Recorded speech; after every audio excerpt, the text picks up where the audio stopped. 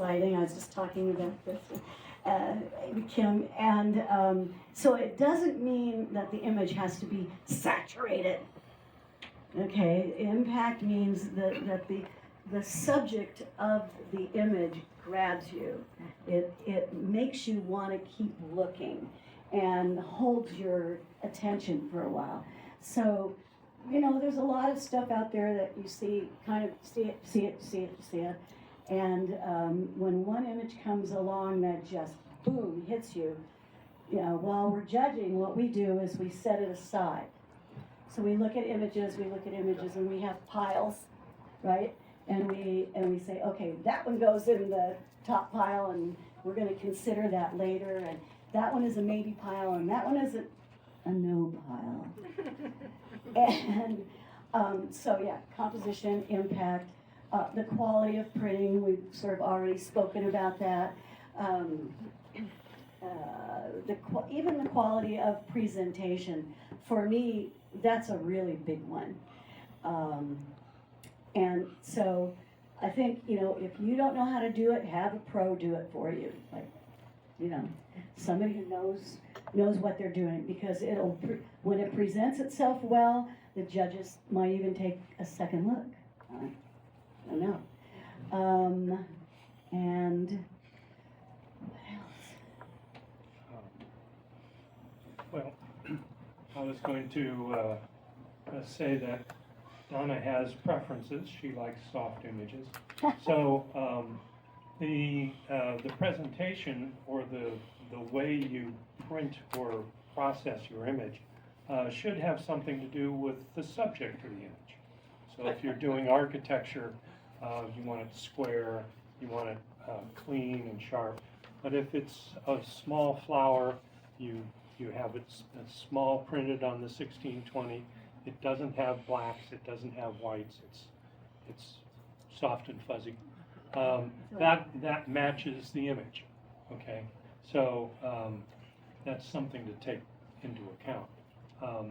Oftentimes mistakes are too contrasty, too colorful, unreal sky, and crunchy, yeah, over sharp, over processed. Yeah, clarity.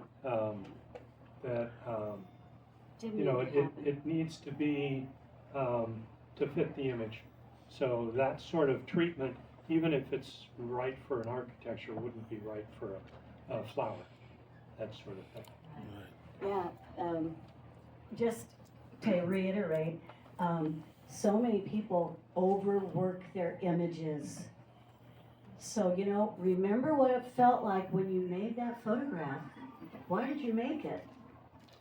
Why was that moment important to you? Oh, I get all emotional. But I mean, it really should be something that you're really in love with, and you want to, sort of keep that going.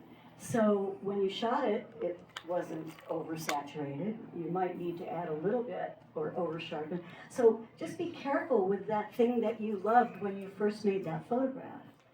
Does that make sense to you all? Yeah, it's all about the love. So I'm reading body language while I'm up there also. So I see that Susan Hill may have a few things that she looked at about what makes an image. What is she looking for when she's judging? Well, I think they've said a lot already in terms of impact, but the overall subject needs to really grip you, and it can be plain. It can be very simple. It can be a leaf. It can be a roadrunner. It can be something very, if it's human form, it can be part of a body. It doesn't have to be overwhelming. I think that's one of the things that Donna was hitting on, and Will, that everything is super saturated. Not everything, but a lot is saturated. A lot doesn't fit the subject. And when I look at a print, I want to make sure that the horizon's straight. If it's going to be out of focus, there has to be a reason. If I mean, and it's nice to see when the photographer really does know depth of field and some of the other rules of photography.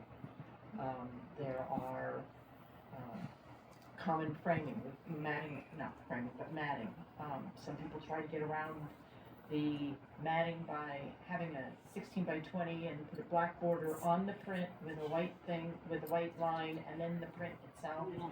And it works, but a lot of us sitting at this table here, I think almost all of us, we've all had our work in shows, and we would not present that way at all. And when we see it well presented, it just knocks your socks off. You just say, oh yes, oh yes. So can you say more about that? I'm a bit lost, but I want to hear more about it. Like when you Well, describe what's So the rules are, if I'm not mistaken, any size print on 16 by 20. Okay, so that's a uniform. Typically in the old days of film, and I think Donna can back me up, and a lot of film photographers here can back me up on this, the standard forms were 8 by 10, 5 by 7, 8 by 10, 11 by 14. Or a full 16 by 16 mounted flush on a 16 by 20, 16 by 20 on 16 by 20. And I know that to get away from the matting expense or option, persons will have